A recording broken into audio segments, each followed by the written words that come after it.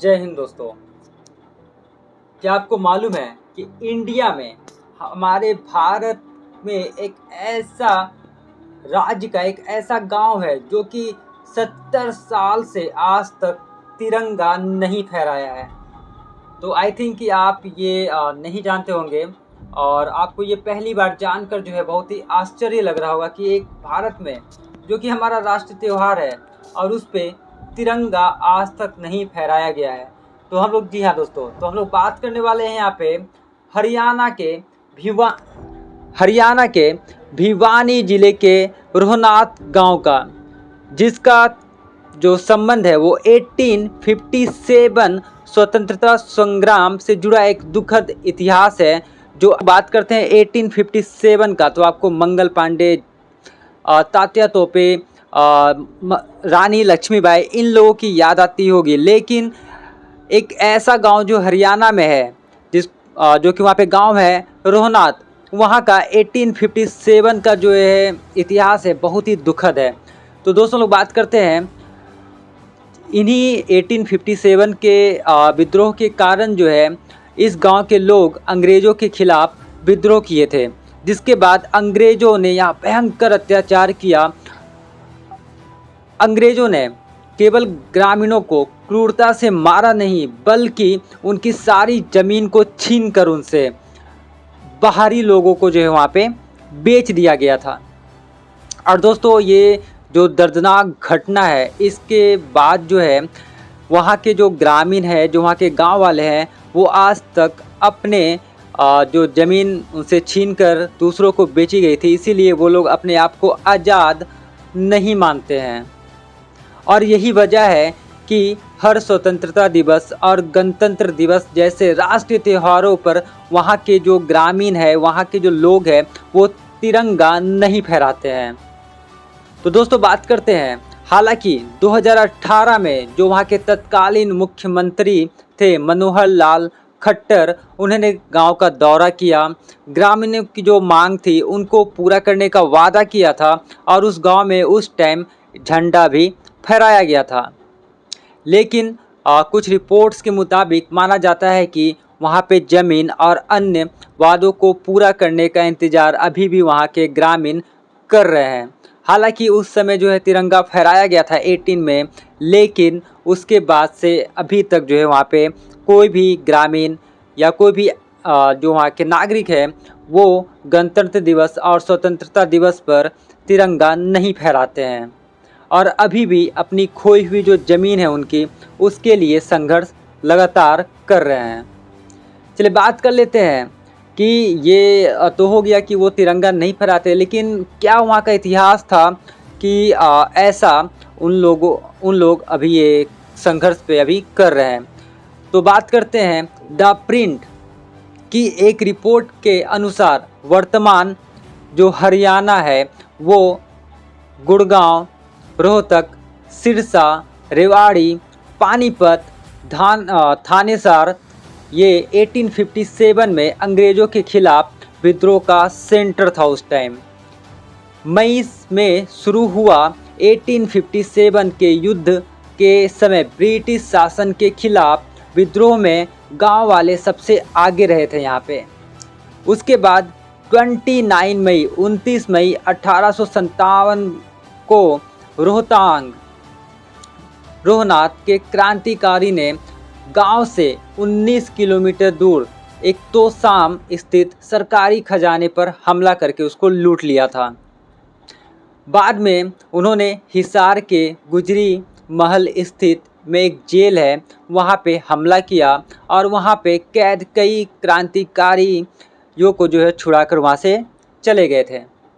उसके बाद जो रोहनाथ है, वहाँ के जो रोहनाथ के जो ग्रामीण के नेतृत्व में क्रांतिकारियों ने हांसी में 11 और हिसार में 12 अंग्रेज अफसरों को भी मार डाला था।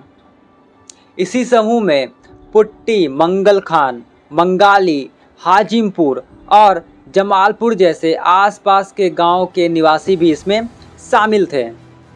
चलिए तो बात कर लेते हैं अब यहाँ पे कि गांव वालों पर क्रूर कार्रवाई कैसे अंग्रेज़ों ने इसके बाद किया था।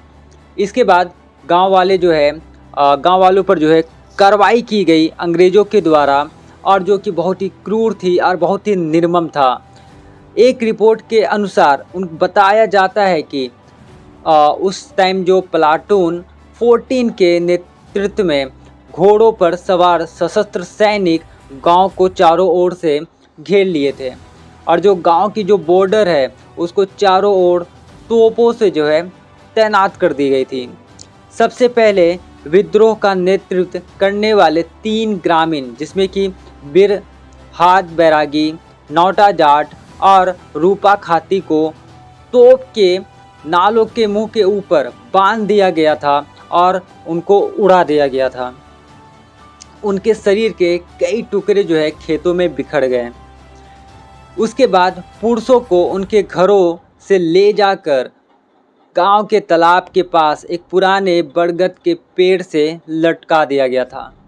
बाद में पास के कस्बे में हांसी में रोहनाट के 14 क्रांतिकारियों समेत 100 से ज़्यादा क्रांतिकारियों को रोड रोलर के नीचे कुचल दिया गया था। सोचिए उस टाइम जो ऐसी खतरनाक सज़ा उन लोगों को दी गई, उन क्रांतिकारियों को दी गई, कितना निर्मम और क्रूर था, जिसको अभी सोचकर हम लोगों का जो है रूह कांप जाता है कि कैसे उनको तोप के आगे से बांध कर उड़ा दिया, रोड रोलर से नीचे जो है उनको कुचल कर मार दिया गया, पेड़ में लटका कर मारा गया। तो ये सब वहाँ पे उस टाइम 1857 में किया गया था।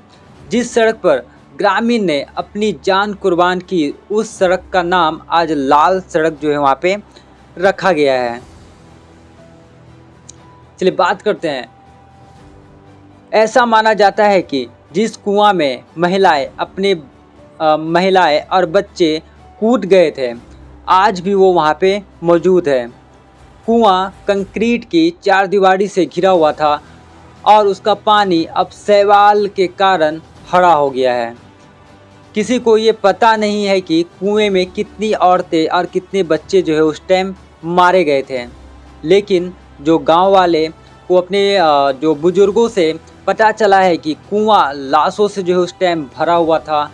ग्रामीणों ने बताया कि अंग्रेज बाद में कुएं को मिट्टी से भर दिए थे। मीन्स कि यदि जो महिला और बच्चे उसमें अपनी जान बचाने के लिए कूदे थे, यदि वो अंदर जिंदा भी होंगे तो ये अंग्रेज उसके ऊपर मिट्टी से भरकर कुएं को बंद कर दिए।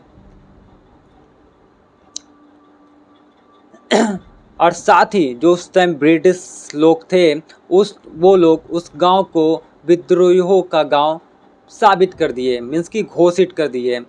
तो अभी कुछ होना बाकी था, लेकिन 14 सितंबर 1857 को हिसार के तत्कालीन डिप्टी कमिश्नर विलियम ख्वाजा ने तहसीलदार को लिखा कि गांव में विद्रोहियों का गांव घोषित कर दिया गया है, विद्रोहियों का गांव घोषित कर दिया गया है, इसलिए इसकी संपत्ति जब्त कर नीलामी कर दी जानी चाहिए।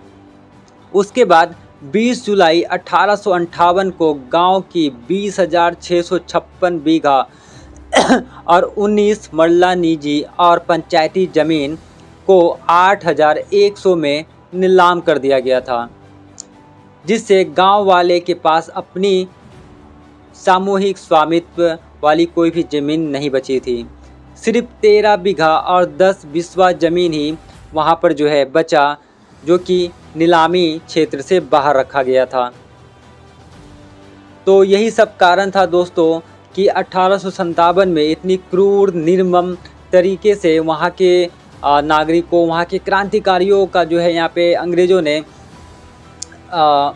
कत्ले आम किया था, और वहाँ की ज़मीन को जो है उस टाइम नीलाम कर दी गई थी। इसीलिए दोस्तों वहाँ के जो नागरिक हैं, वहाँ के जो पीपल्स हैं, वो लोग अभी भी वहाँ पे स्वतंत्रता दिवस और गणतंत्र दिवस जो है नहीं मनाते हैं। तो आपको ये जानकारी कैसी लगी? अगर अच्छी लगी हो तो मेरे चैनल को लाइक कीजिएगा, सब्सक्राइब कीजिएगा, शेयर कीजिएगा। तब तक के लिए बाय बाय एंड जय हिंद।